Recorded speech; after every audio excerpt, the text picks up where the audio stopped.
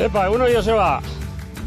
Hemen txegauz, Eugenio Arriaga Armendia naz, izin Zalatamokoa naz, gaur gauz Ergoien auzoan, Amorebieta Etxanoko Ergoien auzoan, eta ikusten goaz apurbet gure betizuen historia eta gure eguneroko lana.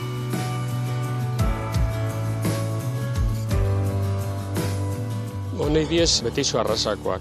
Ugara nahi bi, 1989an, sartu ginen elkarte baten galtzeko arriskuen dauzen arrasa bi, terreina eta betizu. Hemen ikusten dozue, zelangoa diezen betizuek, korriskak eta begi buelta zurie, ganadu txikerratiez, beste okela ganadu ikusite, betidanik ezetu dugu Zalatamoko mendietan. Pasoa da garbi mantentzeko sistema hona dau. Deitzen ziren behi usoak, dandi dator betizu izena. Beti doaz eskapa, eta sarratu azkero, espadekin ondik aldein, norbera gana datoz, horrek beti defentsan.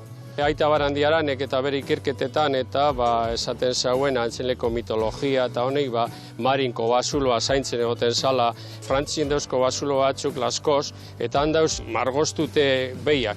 Dino euroa diesela, baina euroan itxurekoak eta gure behien itxureko ganadu. Orduen, antzine be, honen itxureko ganadu egon zan hemen ingurutatik. Hauze, esaleike, behia bere mota sarrena dala Euskal Herrien esale. Dau ikerketa bat oso polita, etorri zen Austriako ikerlari bat Adolf Staff, eta arek ikertu zauen hemen egon zan ganadu mota gehiena. Darek banatuten zauen behiek mota bikoa bertakoak.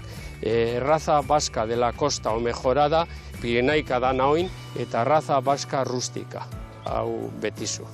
Eta hau betizu izin zen betiko basabeie, basatia, eta aprobetxetan zan bere txalak arrapau eta txalak aprobetxetako.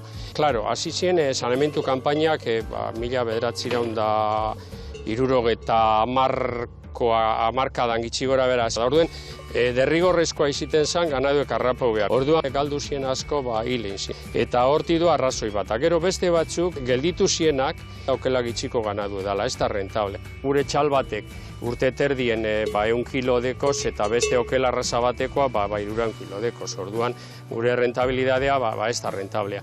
Da holan joan zan galtzen. Gure lehenegoko helburue hori da, arrazak berreskuratzea, hori da lehenegoko helburue. Eta purbeta nire hobia, nire ogibidea zuhiltzailea da. Eta hau, beste lankide batzu, beste hobi batzu dekie, guk hause hobia deko.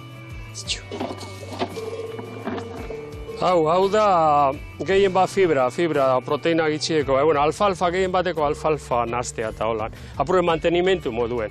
Normalean jaten daure bedarra ziku edo bedarre silokoa etxean batute. Eta hau da umeairi moduen sari bat. Ondo portau die eta sari modu bat emundotziet gaur. Antzine erabilten zan holango txalan okelie tasu edo taju edo zezina iteko. Gu pein gendun proba batzuk oindala 8 beturte dolan, itzela, kategorikoa urten zauen. Zerdeko asuntua, ez dauela mereziz, hemen ez da ondo egiten, eroan behar dozu kanpora, orokorrean eroaten gendun astorgara, baina ez da merezi. Orduen guk egiten dugu, horri txalak hil, okela da, bigune, ganera ganadue, beti kanpoan egonda prentsu ejan barik, haman esneagaz eta kanpoko bedarrak eta landarak eta janda. Pasetan da mantekila moduen, sartzen da errez. Jenteak presiatuten dago okelia bai. Dauze 3-4 restauran txalak hartuten gozkunek, eta besteak normalean etxekoak, zenitartekoak, auzokoak, behar lagunak eta holan enpleetan dugu. Ez da produzio handize, 10-15 txal eta ondo saltzen dugu.